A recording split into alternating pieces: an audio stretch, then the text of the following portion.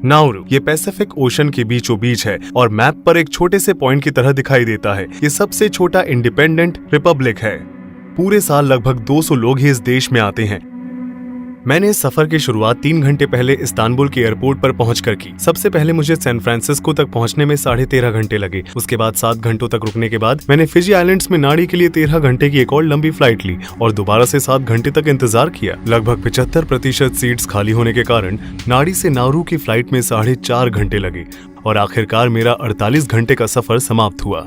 यह एक ऐसा देश है जहां बहुत कम लोगों का आना जाना है। यहाँ तक कि नजदीकी देश भी हजारों किलोमीटर दूर हैं। आखिरकार आइलैंड तक पहुँचने के बाद मुझे अगली फ्लाइट का इंतजार करना पड़ा, जो कि लगभग 1 हफ्ते बाद थी। पानी के जरिए भी यहाँ आना मुमकिन नहीं है। नाउरू के चारों ओर विशाल चट्टानें हैं जो जहाजों को किनारे के पास आने से रोकती हैं। कुछ समय पहले तक इस आइलैंड के लोगों के पास इतने पैसे हुआ करते थे कि उन्हें समझ नहीं आता था कि वे इन पैसों का क्या करें। साल 1975 के समय में फॉस्फेट डिपॉजिट से भरपूर नाउरू दुनिया में सबसे हाईएस्ट जीडीपी पर कैपिटा वाला देश बन गया था। हालांकि आज की तारीख में जमीन के खराब हो जाने पर यहाँ किसी भी फल या सब्जियों को उगाया नहीं जा सकता। आर्टिफिशियल फूड्स और तले हुए खाने का ज्यादा से ज्यादा इस्तेमाल करने की वजह से नाउरू में ओबेसिटी रेट दुनिया में सबसे ज्यादा है और इसके अलावा यहाँ सिगरेट की खपत भी सबसे ज्यादा है। ये जाहिर है कि सरकार विदेशी मीडिया को देश से दूर रखना चाहती है। 1 महीने की लंबी प्रोसेस से गुजरने के बाद, जिसमें मैंने अनगिनत डॉक्यूमेंट सबमिट किए हैं, लेकिन फिर भी मुझे बड़ी मुश्किल से टूरिस्ट वीजा मिला। सामान्य एप्लीकेशन फीस 50 ऑस्ट्रेलियन डॉलर है, लेकिन जर्नलिस्ट्स और मीडिया वालों से 8,000 ऑस्ट्रेलियन डॉलर्स की भारी रकम की मांग की जाती है।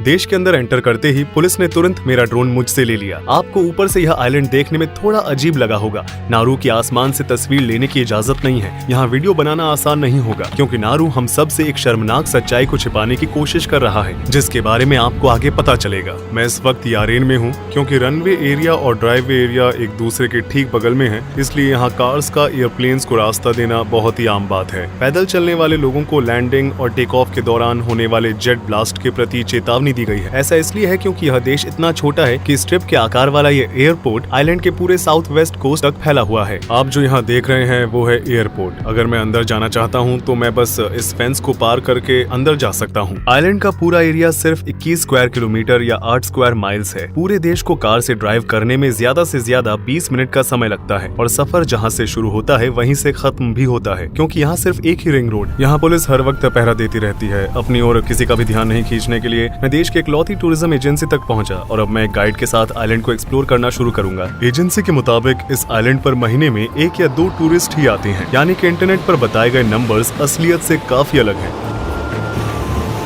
आप आइलैंड पर अपने खाली समय में क्या करते हैं? वॉलीबॉल।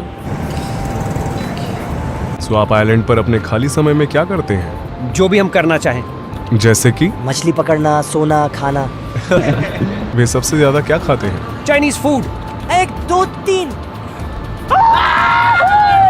1 2 3। लट के यहाँ से जाओ। लेकिन फिर भी यहाँ ज्यादा लोग नहीं आते। नाउरू सदियों से माइग्रेटरी बर्ड्स का पसंदीदा स्टॉप रहा है। पहले माना जाता था कि इस आइलैंड में लिमिटेड रिसोर्सेज हैं, लेकिन इसकी मिट्टी में पक्षियों की बीट और समुद्री माइक्रो ऑर्गेनिज्म से बना गुआनो नाम का एक खजाना था। साल 1899 में जर्मन जियोलॉजिस्ट एल्बर्ट एलिस ने पाया कि इस आइलैंड पर हाई क्वालिटी फॉस्फेट रिजर्व है। एक समय में इसकी कीमत गोल्ड जितना था। फॉस्फेट एक रॉ मटेरियल है जिसका इस्तेमाल एग्रीकल्चर में प्रोडक्टिविटी को बढ़ाने के लिए किया जाता है। और पहले विश्व युद्ध के दौरान ऑस्ट्रेलिया ने तुरंत नाउरू पर कब्जा कर लिया और इसे एक ओवरसीज माइनिंग फील्ड में बदल दिया। साल 1942 में कुछ समय के लिए जापान के कब्जे को छोड़कर निकाले गए फॉस्फेट को सालों तक दुनिया भर में बेहद कम कीमतों पर बेचा गया था। बुजुर्गों का कहना है कि इस जगह जापानी लोगों को इकट्ठा करके उन्हें बंद करके छत से गैसोलीन डालते थे और उन्हें वहीं जला देते थे। ये वही लोग होते थे जो उनके साथ काम नहीं करना चाहते थे। ये पटरी जो समय के साथ साथ मिटने वाली है, इसे साल 1907 में फॉस्फेट माइंस को धरती के अंदर वाले भाग से वेस्टर्न कोस्ट पर बने हार्बर तक लेकर जाने के लिए बनाया गया था। 1968 में नाउरू को आजादी मिलने तक यहाँ से 35 मिलियन मेट्रिक टन फॉस्फेट को निकाला जा चुका था। इस पर विश्वास करना थोड़ा मुश्किल है, लेकिन पिछले 100 सालों में दुनिया भर के कई लोगों की टेबल पर आने वाले फल और सब्जियां इस छोटे से आइलैंड की मिट्टी से निकाले गए फॉस्फेट से उगाए गए थे। आजादी मिलने के बाद नाउरू में पैसों की बारिश होने लगी और वहाँ पर रह रहे लोग जिनकी धरती का इस्तेमाल फॉस्फेट माइनिंग के लिए किया जा रहा था, उन्होंने अपनी नौकरी छोड़ दी और करोड़पति बनने का इंतजार करने लगे। चाइना और अन्य पैसिफिक आइलैंड से हजारों वर्कर्स को फॉस्फेट माइनिंग की गंदी, गर्म और कठिन परिस्थितियों में काम करने के लिए लाया गया था। साल 1975 1978 तक नारू में रह रहे प्रति व्यक्ति की इनकम लगभग 1,76,000 USD थी, जबकि दुनिया की लीडिंग इकोनॉमी में अमेरिका की आज के इन्फ्लेशन रेट को ध्यान में रखते हुए लगभग 44,000 USD थी। नारू अपने आप को एक वेलफेयर स्टेट राज्य स्थापित करने में कामयाब रहा, जहाँ कोई टैक्स नहीं था। पढ़ाई लिखाई, ट्रांसपोर्टेशन, स्वास्थ्य सेवाएं और यहाँ तक कि रहना भी मुफ्त था। मैंने अपनी दादी को तकिए में पैसे भरकर बैंक से बाहर आते हुए देखा है। उन्होंने सारे पैसे अंदर भरे और पैसे लेकर बाहर चली गईं। उन्होंने यह सारे पैसे खर्च कर दिए। मैंने सुना कि यहाँ के एक पुलिस ऑफिसर के पास एक लैम्बोर्गिनी थी, लेकिन उसे एहसास हुआ कि वो कार के लिए फिट नहीं था, इसलिए उसने उसे फेंक दिया। क्या ये सच है? हाँ, ये बिल्कुल सच है। यहाँ तक कि कुछ कारों को तो सिर्फ सजावट के लिए ही खरीदा जाता था। जैसे जैसे यहाँ पर रह रहे लोग अचानक अमीर होते गए, पैसा उन पर हावी होता गया और ये छोटा सा आइलैंड लेटेस्ट कार मॉडल से भर गया। सड़क पर चलते चलते हमने पहले जमाने की लग्जरी कार्स का कलेक्शन देखा। कैडिलैक, जीप, लैंड रोवर, ये उन गाड़ियों के कुछ नाम है जिनका इस्तेमाल आइलैंड पर रहने वाले लोग अपने मनोरंजन और रफ्तार के लिए कभी कभी किया करते थे। ये कार के कब्रिस्तान की तरह लग रहा है। उन पर जमी हुई जंग ये दर्शाती है कि अच्छे दिन और कितने दूर हैं। जब से मैं यहाँ आया हूँ तब से यहाँ पर रह रहे लोग मुझे सड़क पर घूमने वाले पिटबुल के झुंडों से सावधान रहने की चेतावनी दे रहे हैं। एक जमाने में ये बहुत ही मशहूर ब्रीड मानी जाती थी, जिसे आइलैंड के कुछ लोगों ने अडॉप्ट भी किया और फिर सड़कों पर खुला छोड़ दिया। डॉग्स के साथ साथ बाकी के जानवर जो पहले नारू में मौजूद नहीं थे, उन्हें भी समय के साथ साथ यहाँ लाया गया। बिल्लियाँ, मुर्गियाँ और सुअर ऐसे कुछ जानवर हैं जिन्हें हाल ही में आइलैंड पर लाया गया है। माइनस द्वारा पेड़ों को उखाड़े जाने और उपजाऊ मिट्टी की खुदाई करने के बाद सभी लिविंग ऑर्गेनिज्म को काफी नुकसान पहुंचा था। ये धरती न तो एग्रीकल्चर के काम आती है और न ही कंस्ट्रक्शन के। इस वजह से यहाँ के लोगों को इसकी बहुत बड़ी कीमत चुकानी पड़ती है। नारू की धरती 15 मीटर या यूं कहे कि 49 फीट तक गहरे गड्ढों और लाइमस्टोन पिक्स से ढकी हुई है, जो आइलैंड के बीच से लेकर कोस्टल एरियाज तक फैला हुआ है। एसिड की अधिक मात्रा होने की वजह से इस बंजर जमीन पर कुछ भी उगाया नहीं जा सकता। नॉर्वन खुद को जीवित रखने के लिए विदेशों से हाईली कंप्रेस्ड कैंड फूड्स का इस्तेमाल करते हैं, जिसे ज्यादातर ऑस्ट्रेलिया से इम्पोर्ट किया जाता है। नारू के लोगों की एवरेज लाइफ एक्सपेक्टेंसी 64 साल है। सही डाइट न होने की वजह से नारुओं को सालों से दुनिया के सबसे ओबीस नेशन का खिताब मिलता आ रहा है। 150 साल पहले जब तक वेस्टर्न वर्ल्ड द्वारा इस आइलैंड को खोजा नहीं गया था, तब तक ये आइलैंड आत्मनिर्भर था, लेकिन आज वे सब कुछ आउटसोर्स कर रहे हैं। यहाँ पर रह रहे लगभग 97% पुरुष और 94% महिलाएं अधिक मोटापे से ग्रस्त हैं। नारुओं में मोटापे की समस्या महामारी जैसी है। हर जगह, सड़कों पर, रेस्टोरेंट्स में, बाजारों में मैं लोगों को इस मोटापे की परेशानी का सामना करते हुए देख सकता हूँ। ऐसी आबादी में जहाँ 45% लोगों को डायबिटीज है, इसलिए अंग विच्छेदन बहुत ही आम बात है। पूरे देश को जागरूकता को बढ़ावा देने वाले बैनर लगे हुए हैं। देखिए, स्टोर के शेल्फ्स पूरी तरह से खाली हैं। यहाँ हर 6 हफ्तों में प्रोडक्ट्स को इम्पोर्ट किया जाता है। आइलैंड पर ताजे फल और सब्जियां होना बहुत बड़ी बात है। एक फूल गोभी की कीमत 18 ऑस्ट्रेलियन डॉलर्स है और वहीं एक तरबूज की कीमत 61 ऑस्ट्रेलियन डॉलर्स है। कई लोगों को मीट प्रोडक्ट्स खाना पसंद होता है, जिन्हें वेस्टर्न कंट्रीज अपने ही लोगों को बेचना नहीं चाहती। उन्हें वे नोरुआन्स के लिए टर्की टेल्स के रूप में बेचते हैं। जानवर के इस हिस्से में लगभग 75% प्योर फैट होता है, जो हेल्दी खाने से कोसों दूर है।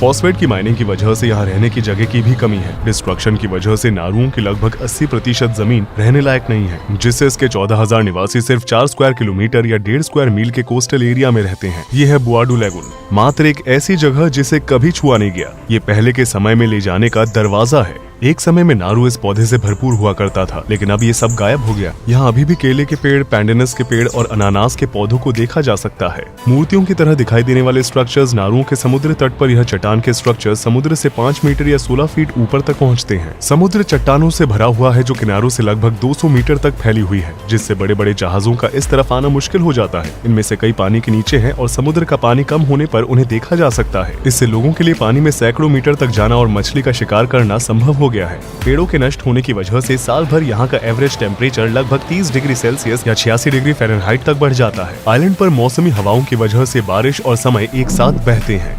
हालांकि नारुओं में कोई भी नदी या स्ट्रीम नहीं है, इसलिए यहाँ के लोगों के पास ताजे पानी की कमी है। इन डिसैलिनेशन प्लांट्स में रिवर्स ऑस्मोसिस का इस्तेमाल करके समुद्र के पानी का इस्तेमाल करके देश भर में हर रोज 2 मिलियन लीटर पीने का पानी बनाया जाता है। यहाँ मोक्का वेल नाम का एक अंडरग्राउंड लेक है। बिना किसी लोकल की मदद के इस गुफा में एंटर करने का रास्ता ढूंढना थोड़ा मुश्किल है, क्योंकि इसकी एंट्रेंस बहुत छोटी है। युद्ध के दौरान नारुओं के लोगों ने इस जगह का इस्तेमाल छिपने के लिए और साफ पानी पीने के लिए किया था। यह डिब्बों और कांच के टुकड़ों से भरा हुआ है। यह अंडरग्राउंड लेक अब पीने के पानी का सोर्स नहीं है। ईसाई धर्म से पहले यहाँ कौन सा धर्म था? हमने बुर्रक से शुरुआत की। यहाँ भगवान है, वहाँ ऊपर एक ऑल्टर है। अगर वे इसे खाना देते हैं तो वह जीवित हो जाते हैं और उनकी इच्छा पूरी करते हैं। कोई है जो अब भी बुर्राक धर्म में विश्वास रखता है? कुछ हैं। उनका मानना था कि अगर आप आएं और इस पानी में डुबकी लगाते हैं तो यह आपकी स्किन या शायद कुछ अन्य बीमारियों को भी ठीक कर सकता है। इस देश का कोई ऑफिशियल कैपिटल नहीं है। हालांकि यारेन डिस्ट्रिक्ट में पार्लियामेंट हाउस, एम्बेसी, देश का एकमात्र पुलिस स्टेशन, फायर डिपार्टमेंट और एयरपोर्ट जैसे सभी संस्थान मौजूद हैं। यहाँ सिर्फ 11 स्कूल हैं, जिनमें से 3 हाई स्कूल हैं और एक स्टेट यूनिवर्सिटी है। आइलैंड पर लगभग सभी को अंग्रेजी आती है। नौरुआन उनकी पहली भाषा है। मिसाल के लिए नारू नाम का जन्म नारुआन शब्द अना ओएरा से हुआ था, जिसका मतलब होता है मैं बीच पर जाता हूँ। आप हेलो कैसे कहते हैं? अच्छा, आप कैसे हो को क्या कहेंगे? मैं पार्लियामेंट में हूँ जहाँ से नारू को चलाया जाता है। फॉर्मल सेटिंग के विपरीत यह आइलैंड के आरामदायक वातावरण को दर्शाता है। एंट्रेंस पर कोई सिक्योरिटी नहीं है और मुझे अपने फोन से फोटो और वीडियो लेने की भी परमिशन मिल गई है। उन्हीं सीट्स के साथ नारू का पार्लियामेंट दुनिया के सबसे छोटे पार्लियामेंट में से एक है। अगर यहाँ मौजूद लोगों को उन सीन्स के बारे में पता होता जो मैं आपको आगे वीडियो में दिखाने वाला हूँ, तो शायद वो मुझे ऐसा नहीं करने देते। साल 1970 में नारू सरकार को यह एहसास हुआ कि उनके फॉस्फेट रिजर्व खत्म हो रहे हैं और कई अन्य सहित फॉरेन प्रॉपर्टीज में निवेश करके oil rich countries, middle eastern countries की स्ट्रेटेजी को अपनाते और उन्होंने मेलबर्न में नारू हाउस, हवाई में नारू टावर, गुआ में पैसिफिक स्टार होटल, वॉशिंगटन में पैसिफिक हाउस, फिजी में द ग्रैंड पैसिफिक होटल। हालांकि भ्रष्टाचार और गलत मैनेजमेंट ने सरकार को 1990 के दशक में प्रति वर्ष लाखों डॉलर के कर्जे में डाल दिया और फॉस्फेट से होने वाली कमाई जल्द ही खत्म हो गई। अपने आप को बनाए रखने की कोशिश में सरकार ने देश को टैक्स हेवन में बदलना चाहा और इसके चलते यह ड्रग कंट्रोल, रूसी माफिया और अलकायदा जैसी ऑर्गेनाइजेशन के साथ मनी लॉन्ड्रिंग घोटालों में शामिल हो गई। नारू ने 400 से भी अधिक फॉरेन बैंक्स को एक ऐसे सिस्टम के तहत लाइसेंस जारी किया जिसमें ब्रांचिंग की आवश्यकता नहीं थी और ऑप्शनल रिकॉर्ड रखने की अनुमति थी। उस अवधि के दौरान अकेले रूसी माफिया ने नारू में बैंक्स के जरिए 70 बिलियन अमेरिकी डॉलर का अनुमान लगाया। इंटरनेशनल प्रेशर की वजह से देश को गैर कानूनी बैंकिंग एक्टिविटीज पर रोक लगानी पड़ी और 2004 से कैश बेस्ड इकोनॉमी का इस्तेमाल करने के लिए मजबूर किया गया। ऑस्ट्रेलियन डॉलर नारू की ऑफिशियल करेंसी है। देश भर में मौजूद कुछ ही एटीएम्स में भी पैसे नहीं है। मैं अपने साथ कुछ कैश लेकर आया था, लेकिन यहाँ क्रेडिट कार्ड भी स्वीकार नहीं किए जाते। मनी लॉन्ड्रिंग को रोकने की कोशिशों के बावजूद आज की तारीख में यहाँ बस एक ऑस्ट्रेलियन बैंक कार्य करती है। साल 2000 आते आते फॉस्फेट रिजर्व समाप्त हो गए और फॉस्फेट एक्सपोर्ट अपने पीक पीरियड के मुकाबले 1% तक गिर गया। देश के सेंट्रल बैंक को बंद कर दिया गया और दूसरे देशों में इसकी प्रॉपर्टीज को एक एक करके बेचा गया। टॉप साइड से आगे बढ़ने पर हम खुदाई करने वाली मशीनों को काम करते हुए देख सकते हैं। देश में अभी भी छोटे पैमाने पर फॉस्फेट की खुदाई की जाती है। अगर उन्हें यहाँ एक और फॉस्फेट माइन मिलती है तो क्या आप उसकी माइनिंग को सपोर्ट करेंगे? मैं बस यही कहूँगा कि नेचर को अकेला छोड़ डीएच देना चाहिए, क्योंकि नाउरू में जमीन को खोदा जा रहा है। अगर ऐसा ही चलता रहा तो हम एक दिन डूब जाएंगे। 52% आबादी गरीबी रेखा पर या उससे नीचे रहती है और चर्च की सहायता के साथ जीवित रहने की कोशिश करती है। जिन क्षेत्रों में कम कमाई होती है वहाँ तनाव की वजह से तंबाकू का सेवन बहुत ज्यादा किया जाता है। साल 2020 के डेटा के अनुसार नारू का स्मोकिंग रेट दुनिया भर में सबसे ज्यादा है। इस आइलैंड पर कुल 5 बीचेस हैं और वहाँ भी हम टायर और कचरा देख सकते हैं। नारू साल 2001 में फाइनेंशियल सपोर्ट के बदले ऑस्ट्रेलिया से अवांछित शरणार्थियों को स्वीकार करने के लिए राजी हो गया। लगभग 1000 शरणार्थियों, जिनमें ज्यादातर अफगान, इराकी और ईरानी थे, को नारू ले जाया गया और हिरासत में ले लिया गया।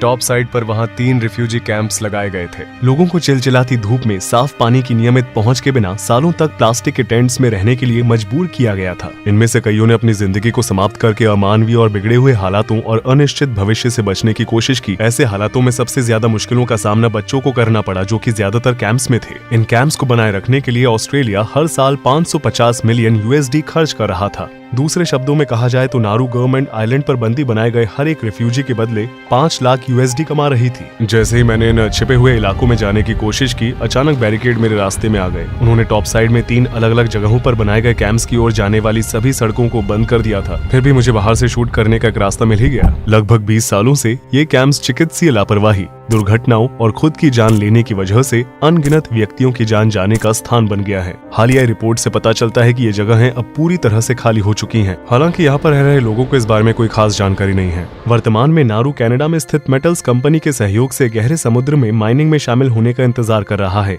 उनका प्लान पॉलीमेटालिक स्टोन्स को निकालने का है, जो हर 10 लाख सालों में बस कुछ ही मिलीमीटर बढ़ते हैं। बैटरियों में पाए जाने वाले कोबाल्ट, निकल, कॉपर और मैंगनीज जैसे मेटल से युक्त ये पत्थर आने वाले भविष्य में एनर्जी का सोर्स बनेंगे। वैज्ञानिकों ने चेतावनी दी है कि समुद्री जीवन को खतरे में डालने वाले ये माइनिंग ऑपरेशंस कार्बन को अब्सॉर्ब करने की समुद्र की क्षमता को कम कर सकते हैं और तेजी से मौसम में बदलाव ला सकते हैं। 1960 के दशक के आखिर में नारू दौलत के जिस भ्रम में फंस गया था, उस वजह से यहाँ के लोग कड़ी मेहनत और पढ़ाई लिखाई के महत्व को नहीं समझ पाए। गवर्नमेंट ने भविष्य के लिए कोई योजना नहीं बनाई और देश के सभी संसाधनों को खत्म कर दिया। मोटिवेशन, स्किल्स और ज्ञान के बिना यहाँ बेहतर भविष्य बना पाना लगभग नामुमकिन है। कभी न भरने वाले घावों वाला ये छोटा सा आइलैंड दुनिया में जो कुछ भी चल रहा है उसके सारांश के रूप में और एक सबक के रूप में हमारे सामने खड़ा है, जिसे मानवता को हमेशा याद रखना चाहिए।